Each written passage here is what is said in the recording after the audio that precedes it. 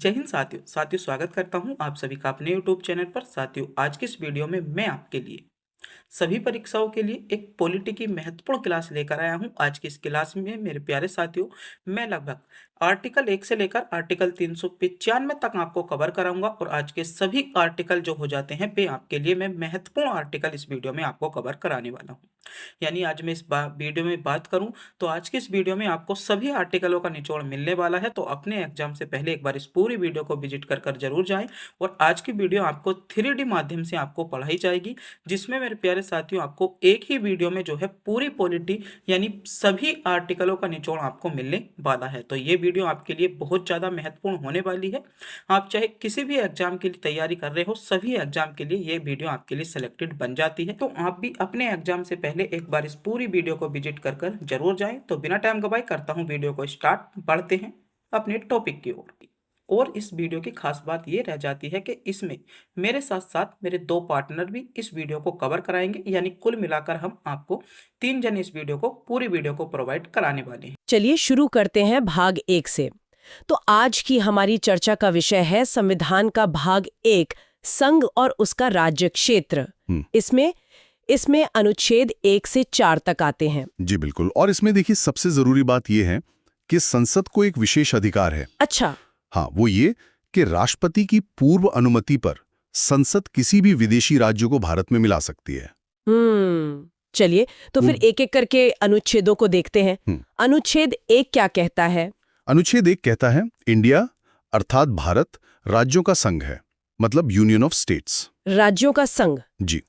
इसके बाद आता है अनुच्छेद 2, जो नए राज्यों के निर्माण से संबंधित है। और अनुच्छेद 3 वो संसद को कुछ खास शक्तियां देता है। क्या शक्तियां हैं वो? देखिए, अनुच्छेद 3 के तहत संसद किसी भी राज्य की मतलब उसकी सीमा में परिवर्तन कर सकती है। ठीक है। उसके क्षेत्र में परिवर्तन कर सकती है और उसके नाम में भी परिवर्तन कर सकती है। अच्छा, और फिर अनुच्छेद 4 उसका क्या महत्व है? अनुच्छेद 4 बहुत जरूरी है। वो ये साफ करता है कि अनुच्छेद 2 और 3 के तहत जो भी संशोधन होगा, हाँ, उसे अनुच्छेद 368 के तहत संविधान संशोधन नहीं माना जाएगा।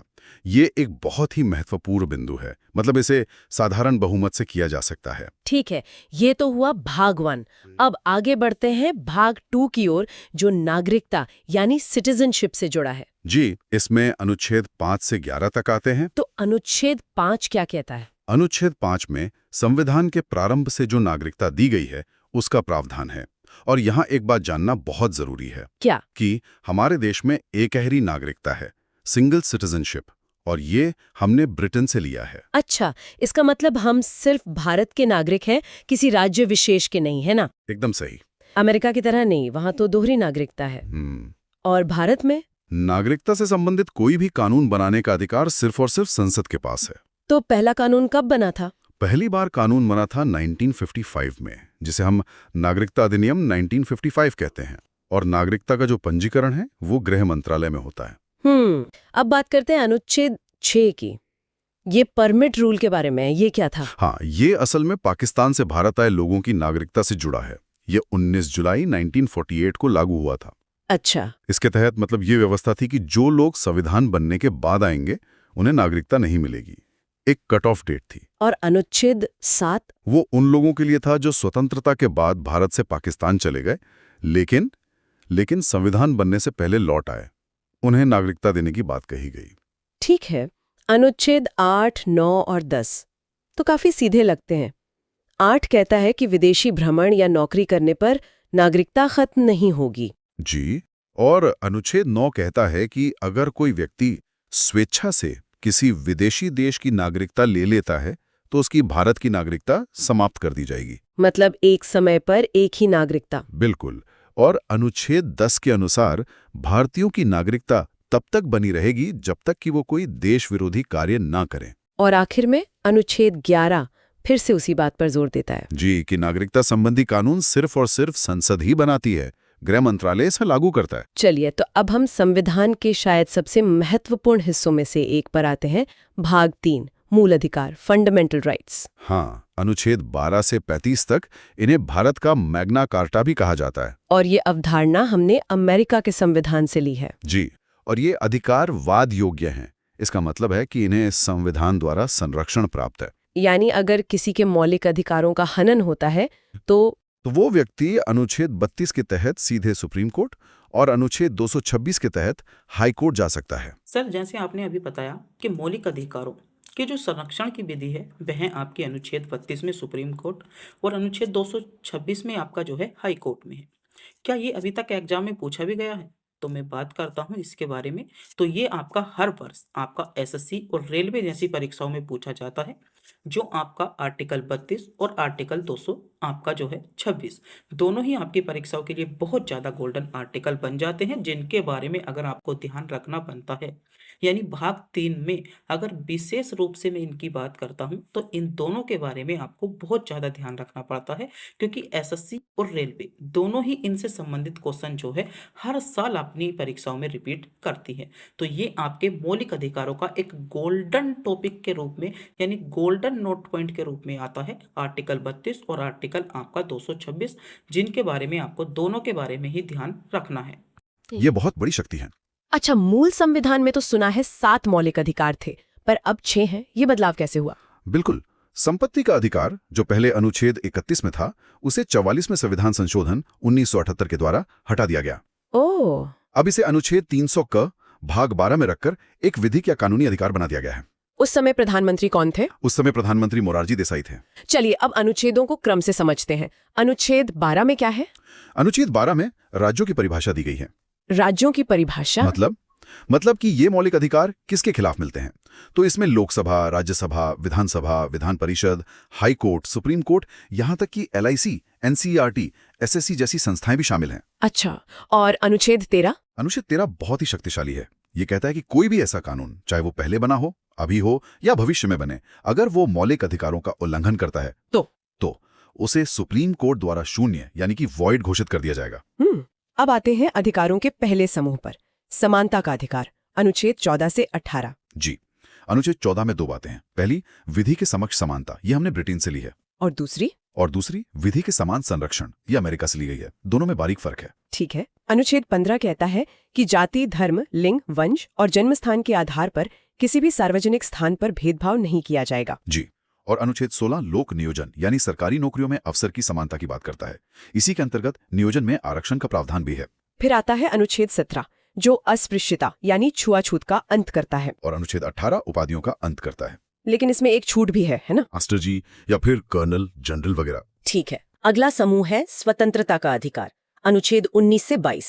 अनुच्छेद 19 तो बहुत ही व्यापक है। बहुत व्यापक है। अनुच्छेद 19 का में विचार और अभिव्यक्ति की स्वतंत्रता दी गई है। इसके कई हिस्से हैं। जैसे पहला, अभिव्यक्ति की स्वतंत्रता।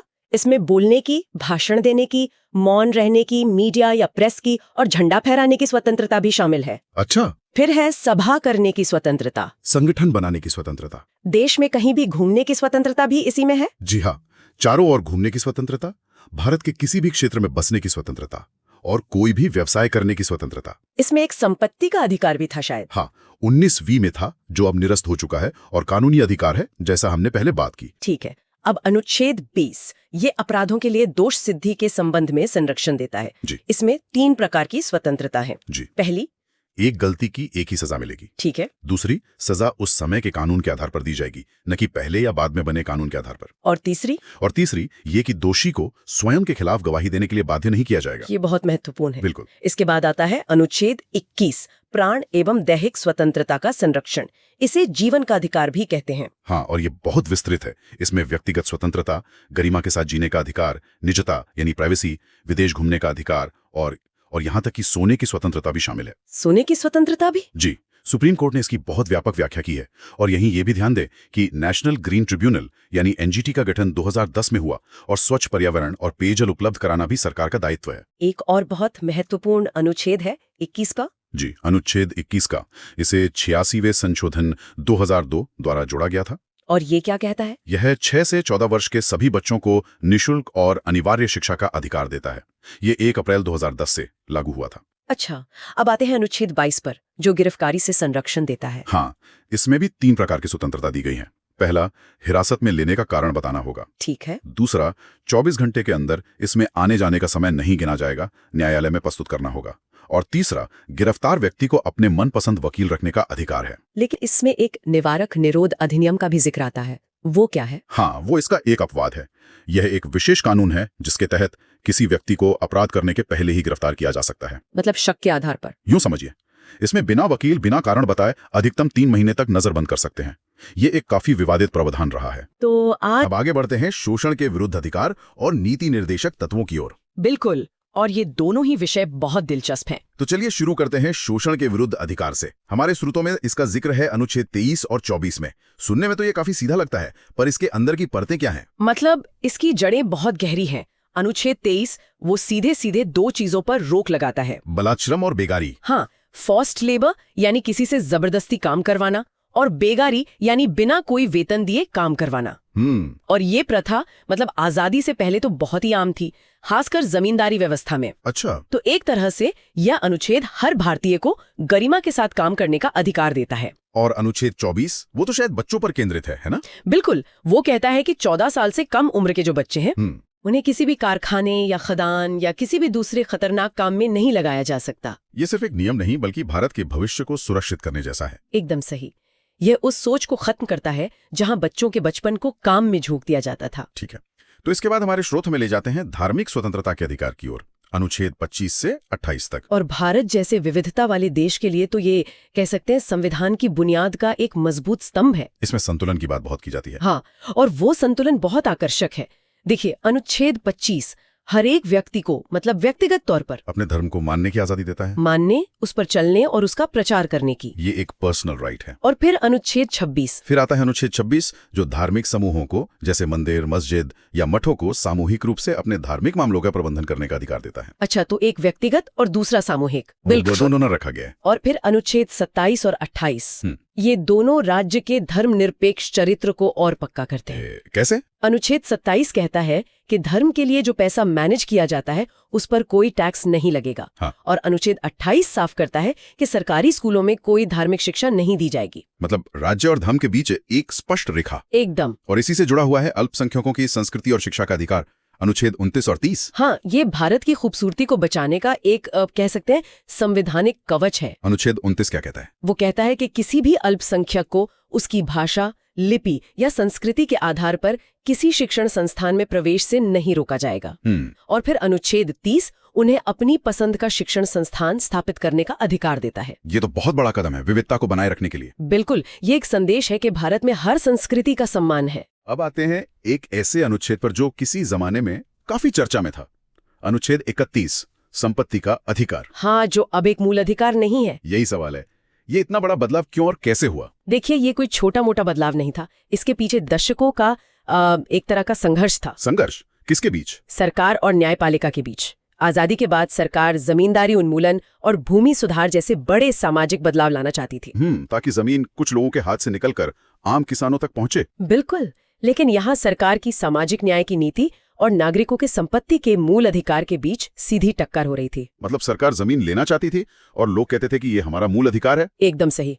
कई सालों तक संसद और सुप्रीम कोर्ट में इसी बात पर खींचतान चलती रही। तो फिर समाधान क्या निकला? अंत में 1978 में 44वें संशोधन के जरिए सरकार ने संपत्ति के अधिकार को मूल अधिकारों की सूची से ही हटा दिया। और उसे कहाँ रखा गया? अब ये अनुच्छेद 300 क के तहत सिर्फ एक कानूनी या कहीं विधिक अधिकार है। जिसका मतलब ये है कि सरकार कानून का पालन करके आपकी संपत्ति ले सकती है, मनमाने ढंग से नहीं। बिल्कुल। इस एक बदलाव ने भारत के समाजवादी झुकाव को एक तरह से स्पष्ट कर दिया। वाह, ये तो सिर्फ एक अनुच्छेद का हटना नहीं बल्कि एक पूरी राजनीतिक और सामाजिक कहानी है। सही बात है। अब आते हैं उस अनुच्छेद पर जिसे बाबा साहेब आम्बेडकर ने संविधान की आत्मा कहा था, अनुच्छेद 32। ऐसा क्या है इस अनुच्छेद में? ये बहुत ही महत्वपूर्ण सवाल है। इसे ऐसे समझिए, मान लीजिए आपको बहुत सारे अधिकार दे दिए गए, लेकिन अगर उन अधिकारों के उल्लंघन पर आप कहीं शिकायत ही नहीं कर सकते तो उन अधिकारों का क्या मतलब? वो तो बस कागज पर लिखी अच्छी बातें रह जाएंगी। बिल्कुल। अनुच्छेद 32 इसी समस्या का समाधान है। कैसे? ये खुद एक मूल अधिकार है जो कहता है कि अगर आपके किसी भी मूल अधिकार का हनन होता है तो आप सीधे सुप्रीम कोर्ट जा सकते हैं। अच्छा, सीधे सुप्रीम कोर्ट? हाँ, हाई कोर्ट जाने का विकल्प तो अनुच्छेद 226 के तहत है ही, ये अधिकार बाकी सभी अधिकारों को लागू करने की गारंटी देता है। और इसीलिए अंबेडकर ने इसे आत्मा कहा। हाँ, क्योंकि इसके बिना संविधान का शरीर कह सकते हैं बेजान होता। तो एक बार जल्दी से मूल अधिकारों के वर्गीकरण को दोहरा लेते हैं, जैसा हमारे स्रोत की टेबल में दिया गया है। हाँ जरूर। समानता का अधिकार अनुच्छेद 14 से 18, स्वतंत्रता का अधिकार 19 से 22, शोषण के विरुद्ध अधिकार 23-24, धार्मिक स्वतंत्रता का अधिकार 25 से 28, सही। फिर शिक्षा एवं संस्कृति का अधिकार 29-30 और अंत में संवैधानिक उपचारों का अधिकार अनुच्छेद 32। बिल्कुल। और ये भी याद रखना जरूरी है कि ये अधिकार असीमित नहीं है, मतलब इन पर कुछ सीमाएं भी हैं। हाँ, जैसे अनुच्छेद 33 संसद को राष्ट्रीय सुरक्षा के हित में सेना, मीडिया और गुप्तचरों के मूल अधिकारों को सीमित करने की शक्ति देता है। और अनुच्छेद 34 उसके तहत भारत के किसी भी क्षेत्र में सेना का कानून यानी मार्शल लॉ लागू किया जा सकता है। ठीक है, तो ये था भाग 3। अब हम संविधान के एक बिल्कुल अलग हिस्से की तरफ बढ़ते हैं, जहां अधिकार नहीं बल्कि निर्देश हैं। सही पकड़ा। भाग 4 यानी राज्य के नीति निर्देशक तत्व, अनुच्छेद 36 से 51 तक। हाँ, जिन्हें डीपीएसपी भी कहते हैं, और ये आयरलैंड के संविधान से लिए गए हैं। और इनका उद्देश्य क्या है? इनका मुख्य उद्देश्य है भारत में सामाजिक और आर्थिक लोकतंत्र की स्थापना करना, एक लोक कल्याणकारी राज्य बनाना। लेकिन यहाँ एक महत्वपूर्ण सवाल उठता है, अगर ये सरकार के लिए निर्देश हैं और सरकार इन्हें पूरा ना करे तो क्या कोई नागरिक कोर्ट जा सकता है? यही तो सबसे दिलचस्प बात है, और इसका जवाब है नहीं। नहीं, ये वाद योग्य नहीं है। मतलब आप इन्हें लेकर कोर्ट नहीं जा सकते। अच्छा।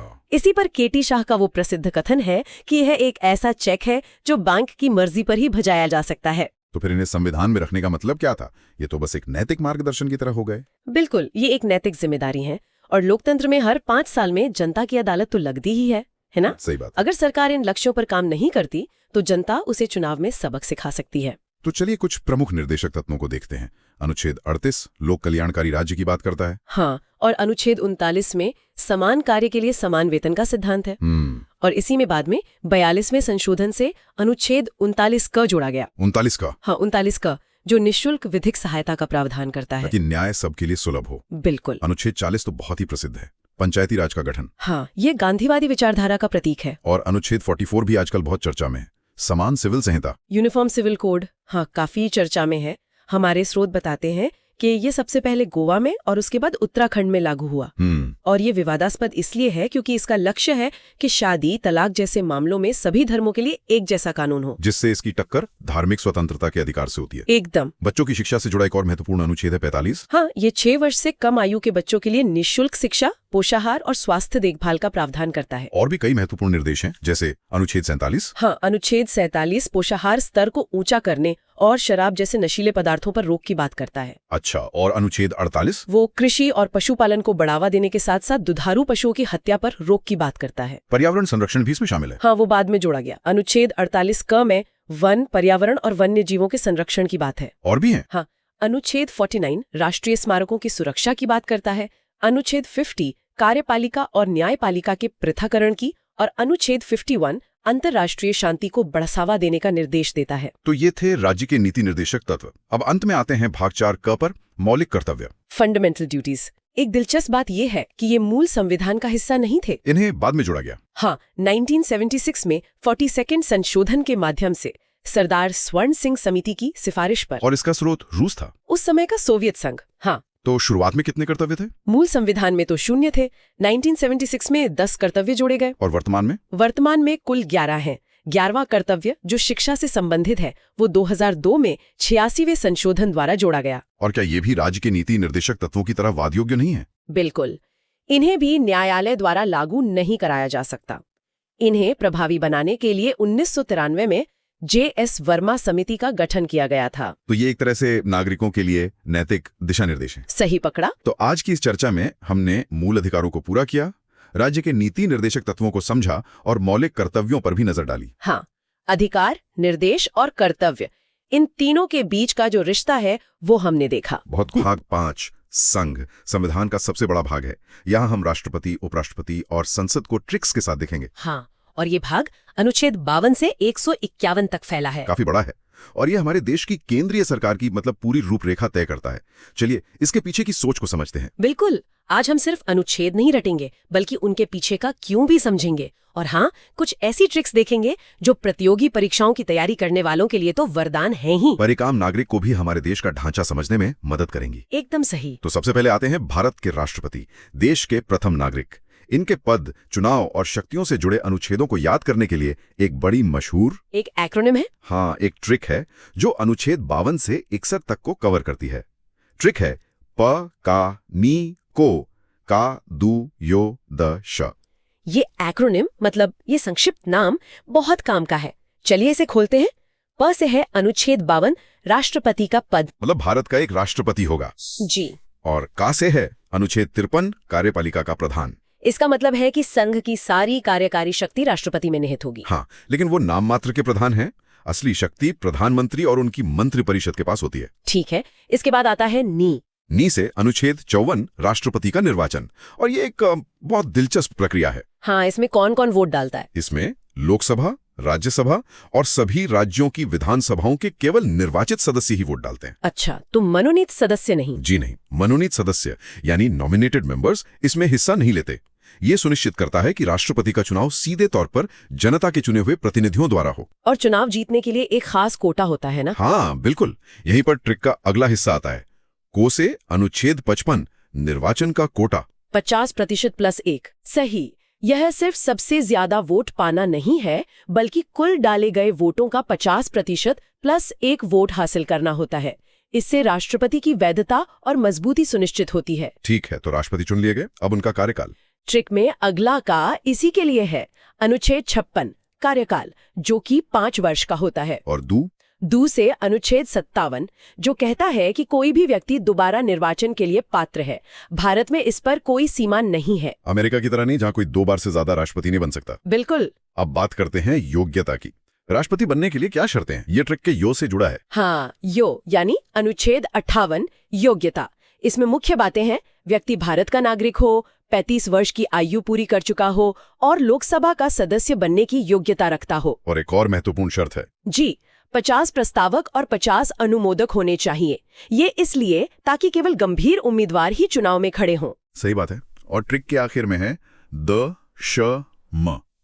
इनका क्या मतलब है? द से है अनुच्छेद 59, दशाएं या शर्तें, जैसे कि वो किसी लाभ के पद पर न हो या पागल या दिवालिया घोषित न हो। और श से अनुच्छेद 60, शपथ, जो उन्हें भारत के मुख्य न्यायाधीश यानी चीफ जस्टिस ऑफ इंडिया दिलवाते हैं।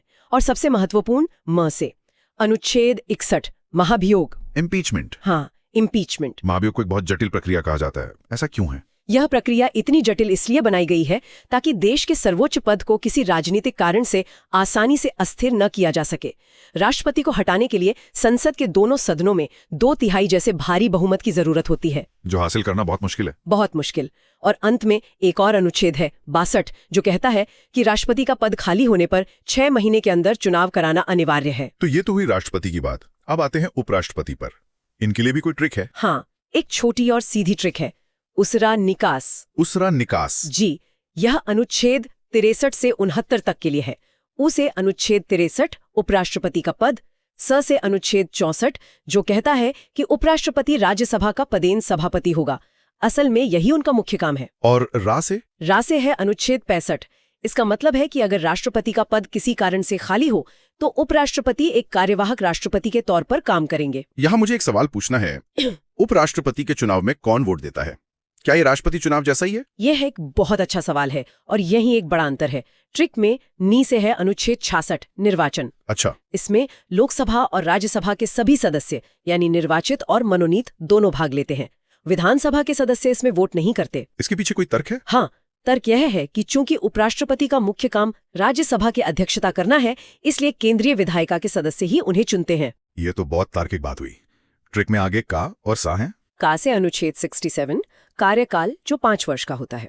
और स से 2 अनुच्छेद जुड़े हैं, अनुच्छेद 68 जो चुनाव का सही समय तय करता है और अनुच्छेद 69 जो उनकी शपथ से जुड़ा है, जो उन्हें राष्ट्रपति दिलवाते हैं। जी। तो हमने कार्यपालिका के शीर्ष 2 पदों को समझ लिया, लेकिन ये अकेले काम नहीं करते। इन्हें सलाह कौन देता है और इनके फैसलों को लागू कौन करता है? बिल्कुल, यहीं पर प्रधानमंत्री और उनकी मंत्रिपरिषद की भूमिका आती है। लेकिन उस पर आने से पहले एक बहुत ही दिलचस्प पैटर्न देखते हैं जो हमारे संविधान की आत्मा को दिखाता है। अच्छा। अनुच्छेद 72 ये राष्ट्रपति को क्षमादान की शक्ति देता है। हाँ, ये तो हमने कई बार खबरों में सुना है। मतलब वो मौत की सजा तक को माफ कर सकते हैं।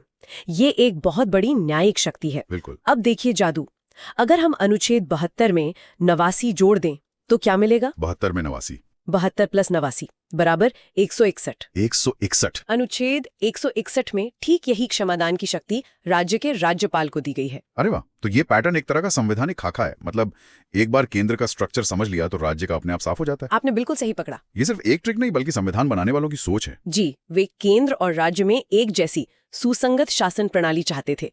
ये हमारे संघीय ढांचे की नींव है, जिसे हम इस बातचीत में बार बार देखेंगे। जैसे अनुच्छेद 74 कहता है कि राष्ट्रपति को सलाह देने के लिए एक मंत्रिपरिषद होगी जिसके मुखिया प्राइम मिनिस्टर होंगे। अब आप अंदाजा लगाइए। ठीक है, तो अनुच्छेद 74 अगर मैं इसमें 89 जोड़ूं, 74 + 89 बराबर 163। तो अनुच्छेद 163 में राज्यों के लिए ऐसा ही कुछ होगा। एकदम सही। अनुच्छेद 163 में राज्यपाल को सलाह देने के लिए राज्य की मंत्रिपरिषद का प्रावधान है। यही पैटर्न अनुच्छेद 75 पर भी लागू होता है। मंत्रियों की नियुक्ति से जुड़ा। हाँ। 75 + 89 बराबर 164, जो राज्यपाल द्वारा राज्य के मंत्रियों की नियुक्ति की बात करता है। कमाल है। इसी कड़ी में एक और महत्वपूर्ण पद आता है महान्यायवादी यानी अटॉर्नी जनरल का। हाँ, अनुच्छेद 76 ये देश के सबसे बड़े कानून अधिकारी होते हैं जो सरकार को कानूनी मामलों पर सलाह देते हैं। इनकी नियुक्ति राष्ट्रपति करते हैं। जी, और ये राष्ट्रपति के प्रसाद पर्यंत ही अपने पद पर रहते हैं। मतलब इनका कोई निश्चित कार्यकाल नहीं होता। मैंने सुना है कि इनके पास एक अनोखी शक्ति होती है, वो संसद का हिस्सा न होते हुए भी वहां की कार्यवाही में भाग ले सकते हैं। ये बात अनुच्छेद 88 में कही गई है। ये थोड़ा अजीब है ना? अजीब लगता है, लेकिन इसका उद्देश्य ये है कि जब भी संसद में किसी कानूनी या तकनीकी बिल पर चर्चा हो तो सरकार का पक्ष रखने के लिए देश का सबसे बड़ा कानूनी दिमाग वहां मौजूद हो। मतलब वे बोल सकते हैं, बहस में हिस्सा ले सकते हैं। जी, लेकिन वोट नहीं कर सकते क्योंकि वे जनता के चुने हुए प्रतिनिधि नहीं हैं। और मैं शर्त लगा सकता हूं कि यहाँ भी +89 वाला पैटर्न काम करता होगा। आपकी शर्त आप जीत गए। 76 + 89 बराबर 165। 165। अनुच्छेद 165 में राज्य के महाधिवक्ता यानी एडवोकेट जनरल का प्रावधान है। वही भूमिका, वही शक्तियां, बस राज्य के स्तर पर। तो अब तक हमने कार्यपालिका को समझा, अब आते हैं विधायिका पर, यानी हमारी संसद, जहां देश के कानून बनते हैं। संसद के लिए भी एक बहुत सरल और प्रसिद्ध ट्रिक है, सरला। सरला? हाँ, ये अनुच्छेद 79, 80 और 81 के लिए है। स से अनुच्छेद 79 संसद, जो राष्ट्रपति, राज्यसभा और लोकसभा से मिलकर बनती है। रे से राज्यसभा। अनुच्छेद 80 राज्यसभा, हमारा उच्च सदन। और ला से अनुच्छेद 81 लोकसभा यानी निम्न सदन। और मुझे लगता है कि केंद्र और राज्य की समानता वाला पैटर्न यहाँ भी लागू होता होगा। बिल्कुल, आप कोशिश कीजिए। अनुच्छेद 79 में 89 जोड़कर देखिए। ठीक है, 79 + 89 बराबर 168। ये राज्य के विधानमंडल का अनुच्छेद होगा। सही। और अनुच्छेद 80 यानी राज्यसभा में 89 जोड़ें तो 80 + 89 बराबर 169। ये विधान परिषद के बारे में होगा शायद। बहुत बढ़िया। और आखिरी अनुच्छेद 81 लोकसभा में 89 जोड़ने पर मिलता है 81 + 89 बराबर 170, जो विधानसभा के गठन की बात करता है। जी, ये पैटर्न कितना सुंदर और तार्किक है। तो संसद बन गई। अब ये काम कैसे करती है? सत्तर कौन बुलाता है? ये शक्ति अनुच्छेद 85 के तहत राष्ट्रपति के पास है। वही संसद का सत्र बुलाते हैं, सत्रावसान करते हैं और प्रधानमंत्री की सलाह पर लोकसभा को भंग भी कर सकते हैं। लेकिन सदन की कार्यवाही शुरू करने के लिए एक न्यूनतम उपस्थिति जरूरी है। हाँ, जिसे कोरम कहते हैं। कोरम, सही। अनुच्छेद 100 में गणपूर्ति या कोरम का जिक्र है। ये वैसा ही है जैसे किसी क्लास को शुरू करने के लिए कम से कम कुछ छात्रों का होना जरूरी है, ताकि कुछ गिने चुने सदस्य ही मिलकर देश के लिए कोई बड़ा फैसला ना ले लें। बिल्कुल। ये संख्या कुल सदस्यों का 110 होती है। मतलब लोकसभा के लिए लगभग 55 और राज्यसभा के लिए 25 सदस्य। ठीक है, तो संसद का सत्र शुरू हो गया, कोरम भी पूरा है। अब कानून कैसे बनता है? मान लीजिए किसी बिल पर लोकसभा और राज्यसभा में सहमति नहीं बन पा रही, तब क्या होता है? ऐसी स्थिति के लिए संविधान में एक रास्ता है, अनुच्छेद 108 संयुक्त अधिवेशन, ज्वाइंट सेशन। जी, राष्ट्रपति दोनों सदनों की एक साथ बैठक बुलाते हैं जिसकी अध्यक्षता लोकसभा के स्पीकर करते हैं। क्योंकि लोकसभा में सदस्य संख्या ज्यादा है तो आमतौर पर फैसला उसी के पक्ष में जाता है। सही। और मैंने धन विधेयक यानी मनी बिल के बारे में भी सुना है, जिसे लेकर राज्यसभा की शक्तियां बहुत सीमित है। हाँ, अनुच्छेद 110 धन विधेयक को परिभाषित करता है। ये सरकार के खर्चों और टैक्स से जुड़ा होता है। इसे केवल लोकसभा में ही पेश किया जा सकता है। और राज्यसभा इसे सिर्फ 14 दिनों तक रोक सकती है। पास हो जाता है तो वो राष्ट्रपति के पास जाता है। उनके पास क्या विकल्प होते हैं? अनुच्छेद 111 राष्ट्रपति को किसी विधेयक पर अनुमति देने की शक्ति देता है, जिसे हम वीटो पावर भी कहते हैं। वे बिल को मंजूरी दे सकते हैं, उसे रोक सकते हैं या फिर पुनर्विचार के लिए संसद को वापस भेज सकते हैं। और यहाँ भी हमारा +89 का नियम काम करता है। 111 + 89 = 200। अनुच्छेद 200 राज्यपाल को राज्य के विधेयकों पर अनुमति देने की शक्ति देता है। अब बात करते हैं बजट की। मजेदार बात यह है कि हमारे संविधान में बजट शब्द है ही नहीं। यह सच है। अनुच्छेद 112 में इसे वार्षिक वित्तीय विवरण या एनुअल फाइनेंशियल स्टेटमेंट कहा गया है। यह सरकार की साल भर की आमदनी और खर्चों का लेखा जोखा होता है। यहाँ पैटर्न में कोई बदलाव है? हाँ, एक छोटा सा बदलाव है। राज्य के बजट के लिए हम 89 की जगह 90 जोड़ते हैं। अच्छा। 112 + 90 = 202, जो राज्य के बजट का प्रावधान करता है। और इस पूरी चर्चा के अंत में एक बहुत शक्तिशाली अनुच्छेद आता है, 123, राष्ट्रपति की अध्यादेश जारी करने की शक्ति। ये क्या है? अध्यादेश या ऑर्डिनेंस एक तरह का अस्थायी कानून होता है। अस्थायी? हाँ, ये तब इस्तेमाल होता है जब संसद सत्र में न हो और किसी कानून की तत्काल जरूरत पड़ जाए। तो राष्ट्रपति मंत्रिपरिषद की सलाह पर एक अध्यादेश जारी कर सकते हैं, जिसकी शक्ति संसद के कानून के बराबर होती है। इसे याद रखने की भी कोई ट्रिक है? हाँ, एक बहुत मजेदार ट्रिक है। अनुच्छेद है 123। अगर हम इसके अंकों की जगह बदल दें, मतलब 2 को पहले ले आए, तो ये बन जाता है 213। और अनुच्छेद 213 में राज्यपाल की अध्यादेश जारी करने की शक्ति है। तो हमने भाग 5 के एक बड़े हिस्से को कवर किया, राष्ट्रपति से लेकर संसद की शक्तियों तक, और इन आसान ट्रिक्स और पैटर्न के साथ जो इन्हें समझने में वाकई मदद करते हैं। हम देखेंगे सुप्रीम कोर्ट, सीएजी और फिर चलेंगे राज्यों की तरफ। यहाँ राज्यपाल और हाई कोर्ट के लिए बहुत शानदार ट्रिक्स हैं। चलिए तो इस चर्चा को शुरू करते हैं। हम सबसे पहले देश की सर्वोच्च न्यायपालिका यानी कि सुप्रीम कोर्ट, उससे जुड़े महत्वपूर्ण अनुच्छेदों को समझेंगे। और इसमें एक बहुत दिलचस्प ट्रिक भी है जो सुप्रीम कोर्ट और हाई कोर्ट के गठन के अनुच्छेद को याद रखने में मदद करेगी, जो अक्सर एग्जाम्स में पूछा जाता है। बिल्कुल, ये अनुच्छेद सिर्फ नंबर नहीं है, ये हमारे लोकतंत्र की आप कह सकते हैं नींव के पत्थर हैं, और इन्हें समझना खासकर कम्पिटिटिव एग्जाम्स के लिहाज से बहुत जरूरी है। हम कोशिश करेंगे कि सिर्फ क्या है ये ना बताएं, बल्कि ये क्यों है इस पर भी थोड़ी बात करें। तो चलिए इसे खोलकर देखते हैं। शुरुआत करते हैं अनुच्छेद 124 से। ये सुप्रीम कोर्ट की स्थापना और गठन के बारे में है। एक तरह से ये सुप्रीम कोर्ट का जन्म प्रमाण पत्र है। और यहीं पर वो ट्रिक आती है जिसकी मैं बात कर रहा था। देखिए, अनुच्छेद है 124। अगर हम इसके अंकों को थोड़ा फेरबदल करें तो 124 से बनता है 214। और अनुच्छेद 214 राज्यों के लिए हाई कोर्ट के गठन से संबंधित है। मतलब एक अनुच्छेद याद किया तो दूसरा मुफ्त में याद हो गया। ये तो याद रखने का एक बहुत ही शानदार तरीका है, और ये दिखाता है कि संविधान बनाने वालों ने भी एक तार्किक संरचना का पालन किया है। केंद्र और राज्य की संस्थाओं में अक्सर ऐसी समानताएं देखने को मिल ही जाती हैं। अच्छा, स्थापना के बाद आता है अनुच्छेद 125, जिसमें जजों के वेतन के बारे में बताया गया है। ये सुनने में तो बड़ा सीधा साधा लगता है, पर क्या इसके पीछे भी कोई गहरा मतलब है?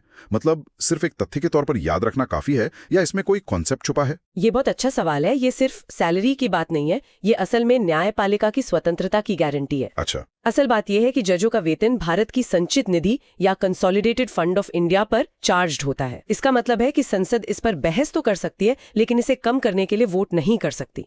ये एक तरह की वित्तीय सुरक्षा है, ताकि कोई भी सरकार किसी फैसले से नाराज होकर जजों का वेतन काटने की धमकी ना दे सके। अरे वाह, मतलब ये एक फायरवॉल की तरह काम करता है। ये तो सच में एक बहुत महत्वपूर्ण इंसाइट है। अब अगले 2 अनुच्छेद हैं, 126 और 127, जो कार्यकारी मुख्य न्यायाधीश और एडॉक न्यायाधीशों की नियुक्ति से जुड़े हैं।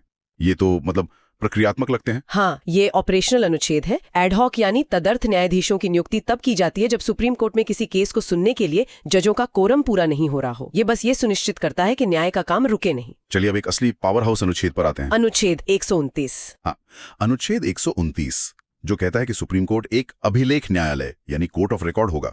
ये सुनने में बहुत टेक्निकल लगता है, इसका आम भाषा में क्या मतलब है? इसे एक मिसाल से समझते हैं। मान लीजिए भी सुप्रीम कोर्ट ने किसी एक केस में कोई फैसला दिया, तो वो फैसला सिर्फ उस केस के लिए नहीं है, वो पूरे देश के लिए एक नजीर या प्रेसिडेंट बन जाता है। मतलब देश की बाकी सभी अदालतें, हाई कोर्ट, डिस्ट्रिक्ट कोर्ट, भविष्य में वैसे ही मामलों में उसी फैसले को मानने के लिए बाध्य हैं। वो उस फैसले को एक नियम की किताब की तरह इस्तेमाल करते हैं। कोर्ट ऑफ रिकॉर्ड होने का यही सबसे बड़ा मतलब है। यानी सुप्रीम कोर्ट सिर्फ केस नहीं सुलझाता, वो कानून को स्थापित भी करता है।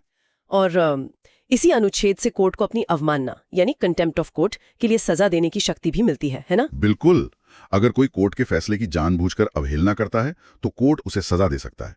यह शक्ति कोर्ट की गरिमा और उसके फैसलों का सम्मान सुनिश्चित करने के लिए जरूरी है। इसके बाद कुछ और प्रमुख अनुच्छेद हैं, जैसे अनुच्छेद 130 जो सुप्रीम कोर्ट के स्थान, जो आमतौर पर दिल्ली है, उसकी बात करता है, और अनुच्छेद 131 जो इसकी प्रारंभिक या मूल अधिकारिता के बारे में है। ये मूल अधिकारिता क्या है? ओरिजिनल जुरिस्डिक्शन या मूल अधिकारिता का मतलब है कि कुछ खास तरह के मामले ऐसे होते हैं जिनकी सुनवाई सीधे सुप्रीम कोर्ट में ही शुरू हो सकती है, किसी निचली अदालत में नहीं। जैसे केंद्र सरकार और एक या एक से ज्यादा राज्यों के बीच कोई विवाद हो, या फिर 2 या 2 से ज्यादा राज्यों के बीच आपस में कोई टकराव हो। ये मामले इतने बड़े और संवेदनशील होते हैं कि उन्हें सुलझाने का अधिकार सिर्फ देश की सर्वोच्च अदालत को ही दिया गया है। समझ गया। अब आते हैं संविधान के एक और बेहद शक्तिशाली प्रावधान पर, अनुच्छेद 137, न्यायिक पुनरावलोकन यानी जुडिशियल रिव्यू की शक्ति। ये तो लोकतंत्र का सेफ्टी वाल्व है। Safety valve? हाँ, जुडिशियल रिव्यू का मतलब है कि सुप्रीम कोर्ट संसद द्वारा बनाए गए किसी भी कानून या सरकार द्वारा जारी किए गए किसी भी आदेश की समीक्षा कर सकता है, और अगर कोर्ट को लगता है कि वो कानून या आदेश संविधान के किसी प्रावधान का उल्लंघन कर रहा है तो वो उसे असंवैधानिक घोषित करके रद्द कर सकता है। ये शक्ति सुनिश्चित करती है कि विधायिका और कार्यपालिका अपनी सीमाओं में रहें।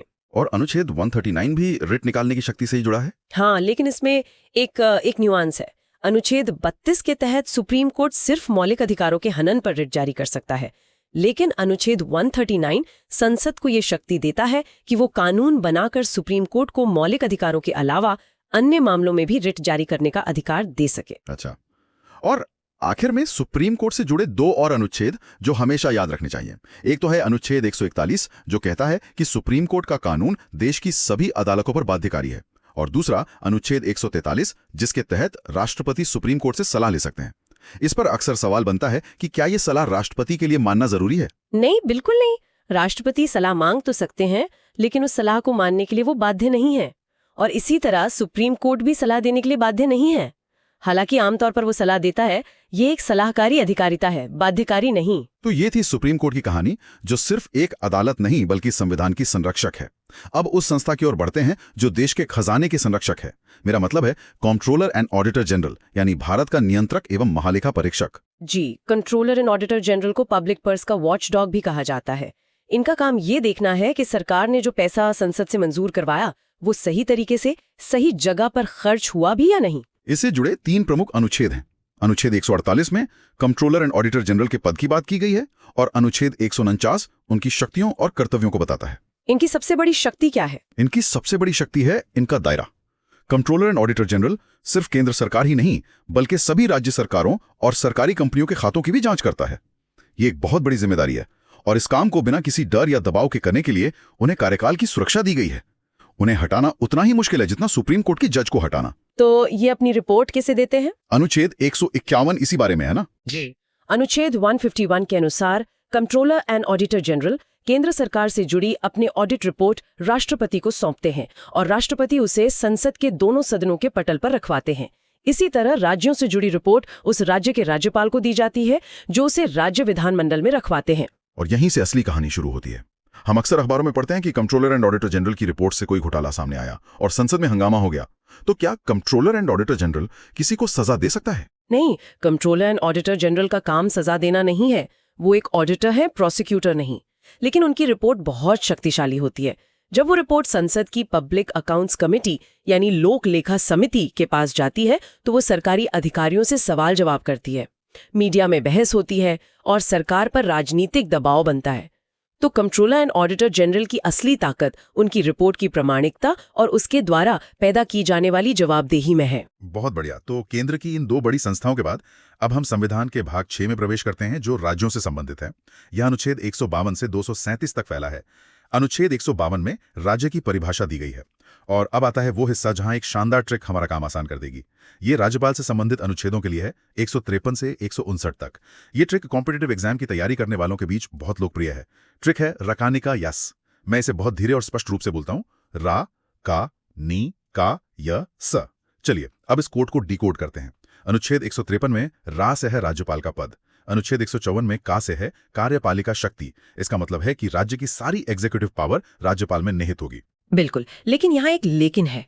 राज्यपाल राज्य का नाम मात्र यानी नॉमिनल हेड होता है। वास्तविक शक्तियां तो मुख्यमंत्री की अध्यक्षता वाली मंत्री परिषद के पास होती हैं, ठीक वैसे ही जैसे केंद्र में राष्ट्रपति और प्रधानमंत्री के बीच होता है। 56 में अगले का से है कार्यकाल, जो टेक्निकली राष्ट्रपति के प्रसाद पर्यंत यानी प्लेजर ऑफ द प्रेसिडेंट होता है। फिर अनुच्छेद 157 में य से है योग्यता, और अनुच्छेद 158 में स से है सेवा की शर्तें। ये ट्रिक तो बिल्कुल सटीक बैठती है। और इस क्रम के ठीक बाद आता है अनुच्छेद 159, जो शपथ या ओथ से संबंधित है। राज्यपाल को शपथ उस राज्य के हाई कोर्ट के मुख्य न्यायाधीश दिलाते हैं। तो रकानी का यस और उसके ठीक बाद शपथ, ये पूरा क्रम याद रखने में बहुत मदद करता है। बिल्कुल। अब राज्यपाल से जुड़े कुछ और महत्वपूर्ण अनुच्छेद देखते हैं। अनुच्छेद 161 में राज्यपाल की क्षमादान शक्ति है। ये राष्ट्रपति की क्षमादान शक्ति से कैसे अलग है? मुख्य अंतर यह है कि राज्यपाल मृत्युदंड यानी डेथ सेंटेंस को पूरी तरह माफ नहीं कर सकता। वो उसे सस्पेंड या कम्यूट कर सकता है, लेकिन पार्डन नहीं कर सकता। ये शक्ति सिर्फ राष्ट्रपति के पास है। अच्छा, अब राज्य की कार्यपालिका में आगे बढ़ते हैं। अनुच्छेद 163 में मंत्रिपरिषद है, जिसके प्रमुख चीफ मिनिस्टर होते हैं। अनुच्छेद 164 कहता है कि चीफ मिनिस्टर की नियुक्ति राज्यपाल करेंगे। और फिर है अनुच्छेद 165, महाधिवक्ता यानी एडवोकेट जनरल। एडवोकेट जनरल राज्य सरकार का सर्वोच्च विधि अधिकारी होता है, ठीक उसी तरह जैसे अटॉर्नी जनरल केंद्र सरकार का होता है। इनका काम राज्य सरकार को कानूनी सलाह देना और कोर्ट में उनका पक्ष रखना है। चलिए, अब राज्य की विधायिका की बात करते हैं। अनुच्छेद 168 में विधानमंडल का प्रावधान है। फिर आता है अनुच्छेद 169, जो विधान परिषद के सृजन या समाप्ति से संबंधित है। ये प्रक्रिया काफी दिलचस्प है। हाँ, ये बहुत यूनिक है। किसी राज्य में विधान परिषद बनानी है या खत्म करनी है, इसका प्रस्ताव पहले उस राज्य की विधानसभा को विशेष बहुमत से पारित करना होता है। फिर वो प्रस्ताव संसद के पास जाता है और अगर संसद उसे साधारण बहुमत से पास कर दे, तब जाकर विधान परिषद बनती या खत्म होती है। तो अंतिम शक्ति संसद के हाथ में है। इसके बाद अनुच्छेद 170 विधानसभा की संरचना और 171 विधान परिषद की संरचना के बारे में है। और आगे बढ़ें तो अनुच्छेद 178 विधानसभा के अध्यक्ष और उपाध्यक्ष की बात करता है और 182 विधान परिषद के सभापति और उपसभापति की। और राज्य स्तर पर दो और अनुच्छेद जो सीधे राष्ट्रपति और संसद वाले अनुच्छेदों से जुड़े हैं। एक है अनुच्छेद 202 राज्य का वार्षिक बजट और दूसरा है अनुच्छेद 213 राज्यपाल की अध्यादेश यानी ऑर्डिनेंस जारी करने की शक्ति। यहाँ भी एक पैटर्न है।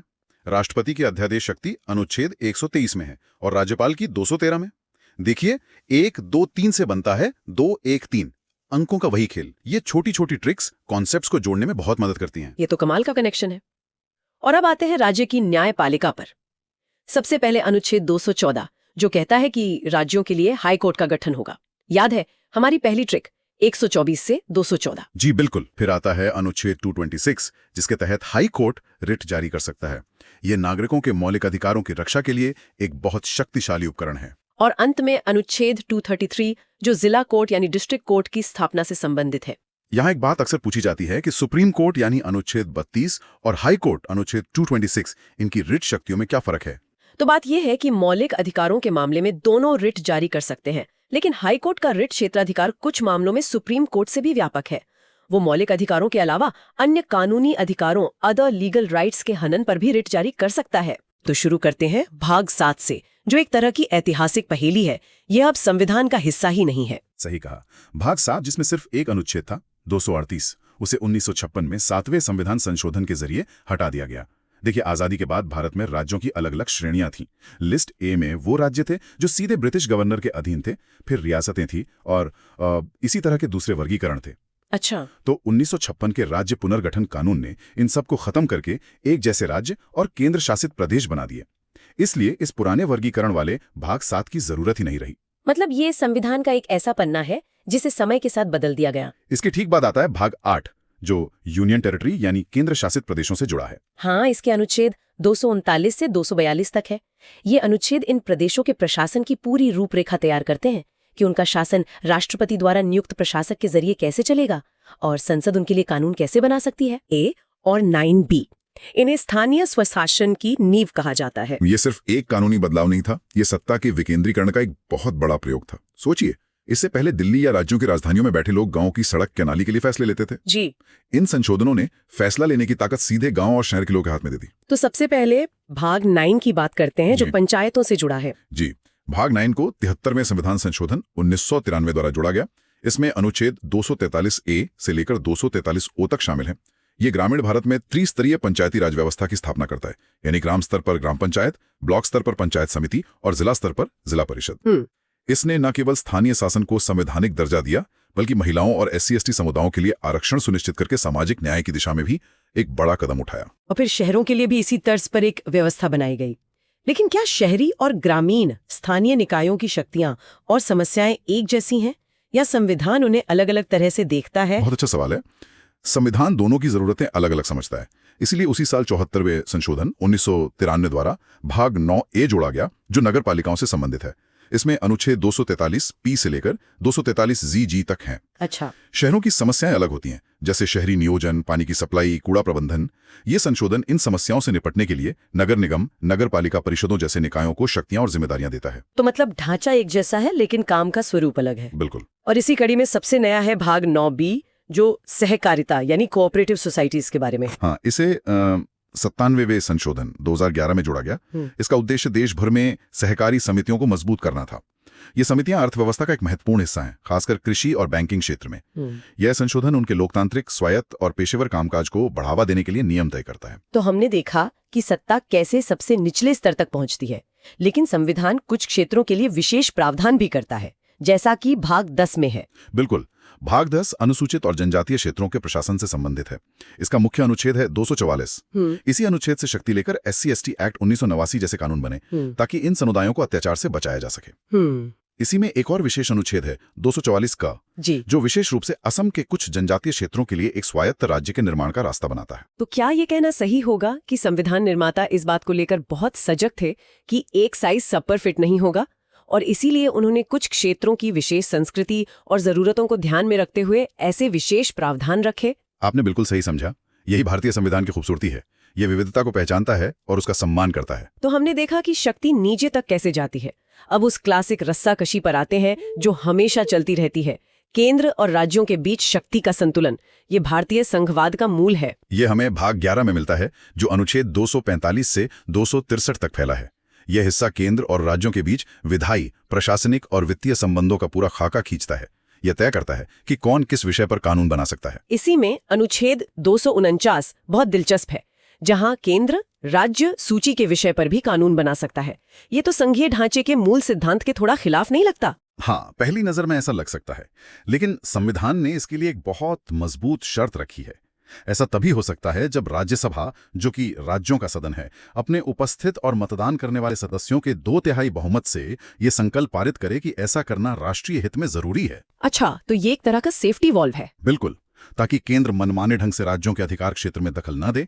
और ये कानून हमेशा के लिए नहीं होता, एक बार में सिर्फ 1 साल के लिए लागू होता है। हाँ, शर्त तो है, लेकिन आलोचक कहते हैं कि राष्ट्रीय हित एक बहुत व्यापक शब्द है जिसका केंद्र दुरुपयोग कर सकता है। क्या इस पर कभी विवाद हुआ है? विवाद तो हुए हैं, और यह बहस का एक स्थायी विषय है। लेकिन संवैधानिक व्यवस्था यही है कि राज्यों का प्रतिनिधित्व करने वाली राज्यसभा ही इसकी अनुमति देगी। इसके अलावा भी कुछ विशेष परिस्थितियां हैं जहां केंद्र को यह शक्ति मिलती है। तो मतलब केंद्र के पास कुछ मास्टर कीज है जो उसे राज्य सूची के दरवाजे खोलने की इजाजत देती हैं। वाह, क्या बढ़िया तरीका है इसे समझाने का। बिल्कुल, ये मास्टर कीज हैं। पहली, अनुच्छेद 250, जो राष्ट्रीय आपातकाल के दौरान संसद को राज्य सूची के किसी भी विषय पर कानून बनाने की शक्ति देता है। ओके। दूसरी, अनुच्छेद 252, जब 2 या 2 से अधिक राज्य खुद संसद से ऐसा करने का अनुरोध करें। और तीसरी, अनुच्छेद 253, किसी अंतर्राष्ट्रीय संधि या समझौते को लागू करने के लिए। और इस तीसरे मामले में तो राज्यों की अनुमति की भी जरूरत नहीं होती। जी नहीं, बिल्कुल जरूरत नहीं होती। ये तो शक्तियों के बंटवारे की बात हुई, लेकिन जब राज्यों के बीच ही विवाद हो जाए, जैसे नदी जल को लेकर, जो कि एक बहुत ही संवेदनशील मुद्दा है, तो संविधान क्या रास्ता दिखाता है? संविधान ने इसके लिए भी शांतिपूर्ण समाधान का तंत्र बनाया है। अनुच्छेद 262 संसद को अंतर नदीय जल विवादों के निपटारे के लिए कानून बनाने की शक्ति देता है, और इसी के तहत समय समय पर विभिन्न नदी जल विवाद न्यायाधिकरणों का गठन होता है। और इसके अलावा अनुच्छेद 263 अंतरराज्यीय परिषद की स्थापना का प्रावधान करता है। ये एक मंच है जहां राज्य और केंद्र मिलकर आपसी विवादों को सुलझा सकते हैं और बेहतर समन्वय बना सकते हैं। तो ये तो हुई पैसे और कानून की बात, लेकिन इन कानूनों को लागू करने और प्रशासन को चलाने के लिए संसाधन भी तो चाहिए। सारा खेल तो आखिर में वित्त पर ही आकर टिकता है। बिल्कुल सही। इसका जवाब हमें भाग 12 में मिलता है, जो वित्त, संपत्ति और अनुबंधों से संबंधित है। इसके अनुच्छेद 264 से 300A तक हैं। ये केंद्र राज्य के वित्तीय संबंधों की रीढ़ हैं। इसमें सबसे जरूरी बातें क्या हैं? सबसे पहले अनुच्छेद 265, जो लोकतंत्र का एक मूल सिद्धांत स्थापित करता है।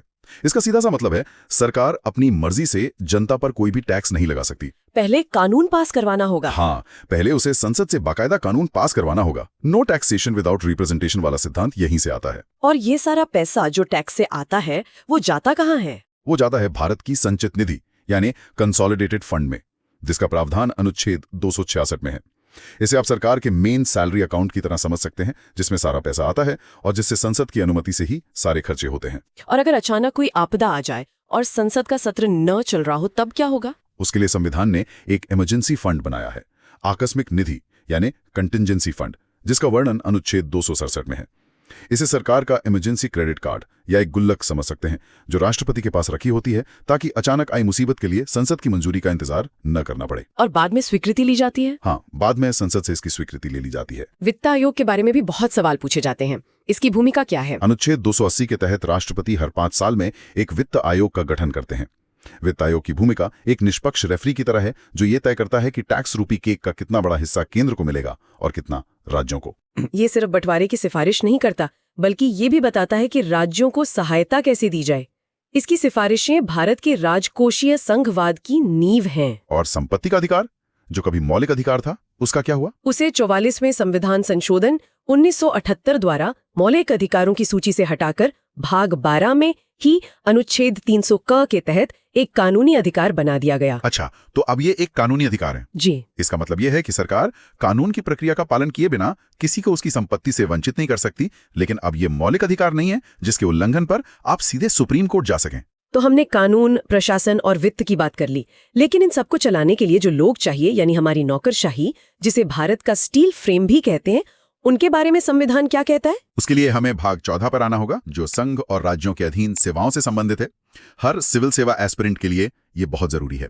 इसमें अनुच्छेद 312 अखिल भारतीय सेवाओं यानी all India services, IAS, IPS और IFS की बात करता है। और इसमें एक दिलचस्प बात है ना? हाँ, दिलचस्प बात यह है कि कोई नई अखिल भारतीय सेवा बनाने का अधिकार भी केवल राज्यसभा के पास है, ताकि राज्यों की सहमति सुनिश्चित हो सके। और इन अधिकारियों की भर्ती प्रक्रिया की निष्पक्षता कैसे सुनिश्चित की जाती है? उसके लिए है अनुच्छेद 315। ये संघ के लिए एक संघ लोक सेवा आयोग यानी यूनियन पब्लिक सर्विस कमीशन और हर राज्य के लिए एक राज्य लोक सेवा आयोग के गठन की बात करता है। यही संस्थाएं सरकार के दबाव से मुक्त रहकर योग्यता के आधार पर भर्ती प्रक्रिया सुनिश्चित करती हैं। इसी भाग में एक और हिस्सा बाद में जोड़ा गया, भाग 14 क, जो प्रशासनिक न्यायाधिकरणों यानी ट्रिब्यूनल्स की स्थापना की बात करता है, ताकि सरकारी कर्मचारियों के सेवा संबंधी विवादों का तेजी से निपटारा हो सके। और अंत में वो तंत्र जो इस पूरे लोकतांत्रिक ढांचे को शक्ति देता है, जो सरकारें बनाता और बदलता है, यानी निर्वाचन। हाँ, लोकतंत्र का महापर्व। इसका जिक्र है भाग 15 में अनुच्छेद 324 से 329 तक। ये भारत में स्वतंत्र और निष्पक्ष चुनाव की पूरी व्यवस्था की गारंटी देता है।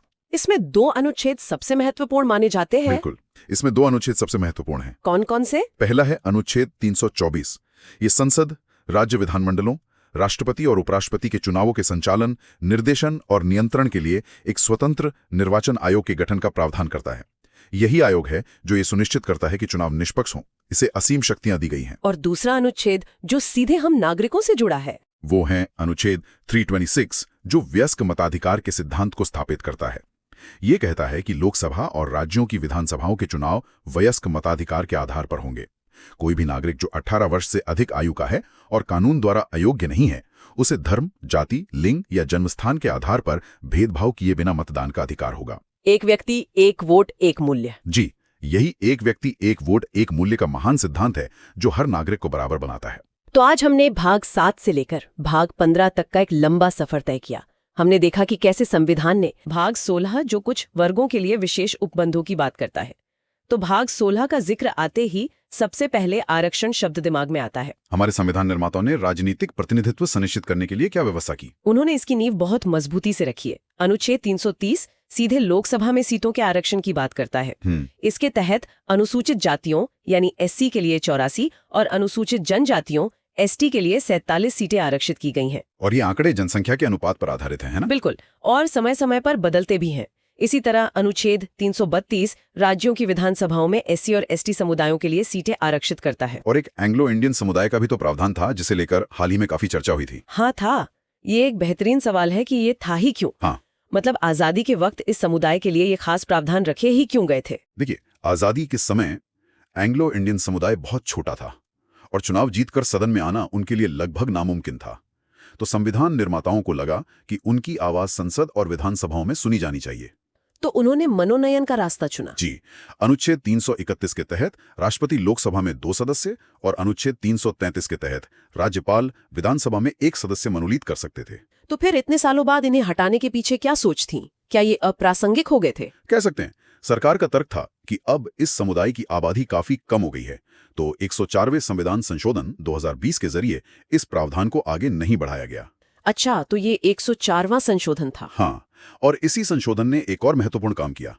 अनुच्छेद 334 के तहत SC/ST के लिए जो आरक्षण है वो हर 10 साल में समाप्त हो जाता है, जिससे संसद को आगे बढ़ाना पड़ता है। हाँ। तो 104वें संशोधन ने इस आरक्षण को 2020 से बढ़ाकर 2030 तक कर दिया, लेकिन एंग्लो इंडियन वाले मनोनयन को आगे नहीं बढ़ाया, तो वो प्रभावी रूप से समाप्त हो गया। ठीक है, तो सीटों में आरक्षण तो दे दिया, लेकिन अगर किसी के साथ भेदभाव हो रहा हो या उनके अधिकारों का हनन हो रहा हो तो वो शिकायत लेकर कहाँ जाए? क्या इसके लिए भी कोई सिस्टम बनाया गया? बिल्कुल, और यहीं पर संविधान की खूबसूरती दिखती है। उसने सिर्फ अधिकार नहीं दिए, बल्कि उन अधिकारों की रक्षा के लिए संस्थाएं भी बनाई। अच्छा। यहाँ एक पैटर्न देखिए। अनुच्छेद 338 के तहत पहले अनुसूचित जाति और जनजाति के लिए एक ही राष्ट्रीय आयोग हुआ करता था। एक ही? हाँ, एक ही। लेकिन बाद में ये महसूस किया गया कि दोनों समुदायों के मुद्दे और जरूरतें अलग अलग हैं, तो इसमें बदलाव किया गया। तो इन्हें अलग अलग कर दिया गया? जी हाँ, संविधान में संशोधन करके इसे बांटा गया। आज की स्थिति यह है कि अनुच्छेद 338 राष्ट्रीय अनुसूचित जाति आयोग मतलब SC कमीशन की बात करता है। ठीक है। फिर अनुच्छेद 338 का राष्ट्रीय अनुसूचित जनजाति आयोग यानी ST कमीशन का प्रावधान करता है। और OBC के लिए भी है ना? हाँ, फिर 2018 में एक और संशोधन के जरिए अनुच्छेद 338 ख जोड़कर राष्ट्रीय अन्य पिछड़ा वर्ग आयोग मतलब अदर बैकवर्ड क्लास कमीशन को भी संवैधानिक दर्जा दे दिया गया। एक मिनट, एक और पिछड़ा वर्ग आयोग का भी तो जिक्र आता है अनुच्छेद 340 में। इन दोनों में क्या फर्क है? ये एक बहुत बारीक लेकिन महत्वपूर्ण अंतर है और यहाँ से सवाल बनते हैं। अनुच्छेद 338 ख वाला OBC आयोग एक संवैधानिक निकाय है। संवैधानिक निकाय। जबकि अनुच्छेद 340 राष्ट्रपति को पिछड़े वर्गों की दशा की जांच के लिए एक आयोग नियुक्त करने की शक्ति देता है, जैसे काका कालेलकर या मंडल आयोग बने थे। ये आयोग वैधानिक निकाय होते हैं। संवैधानिक और वैधानिक, आमतौर पर लोग इन शब्दों को एक दूसरे की जगह इस्तेमाल कर लेते हैं। इसका असल मतलब क्या है? और ये फर्क बहुत बड़ा है। संवैधानिक का मतलब है कि उस संस्था की नींव खुद संविधान में है, उसे हटाना या उसकी शक्तियों को कम करना लगभग नामुमकिन है, क्योंकि उसके लिए संविधान संशोधन करना पड़ेगा। अच्छा। जबकि वैधानिक का मतलब है कि उसे संसद ने एक साधारण कानून बनाकर बनाया है, जिसे बदलना या खत्म करना तुलनात्मक रूप से बहुत आसान होता है। समझ गए। और इनकी सिफारिशें भी बाध्यकारी नहीं होती? बिल्कुल। अनुच्छेद 340 के तहत बने आयोग की सिफारिशें सरकार पर बाध्यकारी नहीं होती, वो सिर्फ सलाहकारी होती हैं। ठीक है, तो भाग 16 का अंत कैसे होता है? किसी जाति को SC या ST की सूची में डालने या निकालने का अंतिम अधिकार किसके पास है? ये अधिकार सिर्फ और सिर्फ भारत के राष्ट्रपति के पास है। अनुच्छेद 341 राष्ट्रपति को किसी भी जाति को अनुसूचित जाति घोषित करने की शक्ति देता है और अनुच्छेद 342 यही शक्ति अनुसूचित जनजाति के संदर्भ में देता है। तो समाज के कुछ वर्गों को राजनीतिक प्रतिनिधित्व और संस्थागत सुरक्षा देने के बाद संविधान निर्माताओं के सामने अगली बड़ी चुनौती क्या थी? अगली चुनौती थी संवाद की। इतने बड़े विविध देश में जहां हजारों बोलियों और भाषाएं हैं, वहां सरकार काम किस भाषा में करेगी? देश को जोड़ने वाली भाषा कौन सी होगी? हाँ, ये तो बहुत बड़ा सवाल रहा होगा। और यहीं से शुरू होता है भाग 17 यानी राजभाषा पर चली लंबी और भावनात्मक बहस का नतीजा। और इस बहस का नतीजा क्या निकला? हिंदी को लेकर अक्सर ये भ्रम रहता है कि यह हमारी राष्ट्रभाषा है। संविधान इस पर क्या कहता है? संविधान इस पर बिल्कुल स्पष्ट है। अनुच्छेद 343 कहता है संघ की राजभाषा हिंदी और लिपि देवनागरी होगी। राजभाषा, राष्ट्रभाषा नहीं। यही ध्यान देने वाला शब्द है। राजभाषा यानी ऑफिशियल लैंग्वेज, राष्ट्रभाषा यानी नेशनल लैंग्वेज नहीं। हमारे देश की कोई एक राष्ट्रभाषा नहीं है। अच्छा। हिंदी को राजभाषा का दर्जा संविधान सभा ने 14 सितंबर 1949 को दिया था। इसीलिए हम हर साल 14 सितंबर को राष्ट्रीय हिंदी दिवस मनाते हैं। और एक विश्व हिंदी दिवस भी तो होता है, जिसको लेकर अक्सर लोग कंफ्यूज हो जाते हैं। सही पकड़ा। विश्व हिंदी दिवस 10 जनवरी को मनाया जाता है। इसका संबंध पहले विश्व हिंदी सम्मेलन से है, जो 10 जनवरी 1975 को नागपुर में हुआ था। तो राष्ट्रीय हिंदी दिवस 14 सितंबर और विश्व हिंदी दिवस 10 जनवरी। बिल्कुल। तो क्या संविधान ने सिर्फ केंद्र की भाषा तय की या राज्यों के लिए भी कोई व्यवस्था है? और उन लोगों का क्या जिनकी भाषा हिंदी नहीं है? संविधान ने इस विविधता का पूरा सम्मान किया। अनुच्छेद 345 राज्यों को अपनी एक या एक से अधिक राजभाषा चुनने का अधिकार देता है। इसीलिए आप देखती हैं कि पंजाब में पंजाबी, तमिलनाडु में तमिल और पश्चिम बंगाल में बंगाली आधिकारिक कामकाज की भाषा है। इससे भी आगे जाकर अनुच्छेद 350 क एक बहुत ही प्रगतिशील बात कहता है। ये कहता है कि भाषाई अल्पसंख्यकों को प्राथमिक स्तर पर शिक्षा उनकी अपनी मातृभाषा में देने का पूरा प्रयास किया जाना चाहिए। ये तो सच में बहुत गहरी सोच है। और हिंदी के विकास के लिए भी कोई निर्देश है? हाँ, अनुच्छेद 351 केंद्र सरकार को ये जिम्मेदारी देता है कि वो हिंदी भाषा के विकास और प्रसार के लिए काम करे। साथ ही अनुच्छेद 344 में एक राजभाषा आयोग के गठन का भी प्रावधान है। तो सामाजिक और भाषाई चुनौतियों से निपटने के बाद अब हम एक बहुत ही गंभीर विषय पर आते हैं, तब क्या हो जब देश पर ही कोई संकट आ जाए, युद्ध, विद्रोह या कोई आर्थिक तबाही। बिल्कुल। अब हम बात कर रहे हैं भाग 18 की, यानी आपातकालीन प्रावधानों की। ये वो सेफ्टी वॉल्व है जो संविधान निर्माताओं ने देश को असाधारण परिस्थितियों से बचाने के लिए बनाया था। और इसकी प्रेरणा जर्मनी के संविधान से ली गई है ना? जी हाँ, जर्मनी के वाइमर संविधान से। इसमें 3 तरह के आपातकाल की चर्चा है। कौन कौन से हैं ये 3? पहला और सबसे गंभीर है अनुच्छेद 352 के तहत राष्ट्रीय आपातकाल। ये तब लगता है जब युद्ध, बाहरी आक्रमण या सशस्त्र विद्रोह से देश की सुरक्षा को खतरा हो। ये अब तक 3 बार लगा है। हाँ, अब तक देश में 3 बार लगाया गया है। 1962 में चीन युद्ध के समय, 1971 में पाकिस्तान युद्ध के समय और 1975 में। 1975 वाला आपातकाल तो आंतरिक अशांति के आधार पर लगा था, जो काफी विवादास्पद था। एकदम सही।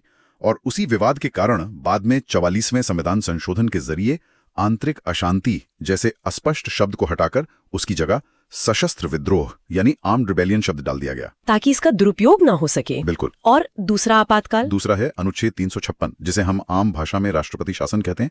ये तब लगाया जाता है जब किसी राज्य का संवैधानिक तंत्र विफल हो जाए। इसे राजकीय आपात भी कहते हैं। लेकिन राष्ट्रपति शासन का तो बहुत ज्यादा राजनीतिक दुरुपयोग होने के भी आरोप लगते रहे हैं। हाँ, लगते रहे हैं, जबकि संविधान निर्माताओं ने इसे एक डेड लेटर यानी मृत पत्र की तरह देखा था, जिसका इस्तेमाल शायद ही कभी हो, लेकिन हकीकत में इसका बहुत इस्तेमाल हुआ है। और इसके दुरुपयोग की क्षमता को एक और अनुच्छेद बढ़ा देता है जो भाग 19 में छिपा है। भाग 19? वो तो प्रकीर्ण यानी मिसलेनियस विषयों पर है, उसका आपातकाल से क्या लेना देना? यही तो संविधान की परतों को खोलने का मजा है। भाग 19 का अनुच्छेद 365 कहता है कि अगर कोई राज्य केंद्र सरकार द्वारा दिए गए दिशा निर्देशों का पालन करने में असफल रहता है तो राष्ट्रपति यह मान सकते हैं कि उस राज्य में संवैधानिक तंत्र विफल हो गया है। 1 मिनट, लेकिन ये तो बहुत खतरनाक लग रहा है। इसका मतलब तो ये हुआ कि केंद्र सरकार किसी भी राज्य में अपनी मर्जी से राष्ट्रपति शासन लगा सकती है। आपकी आशंका बिल्कुल जायज है।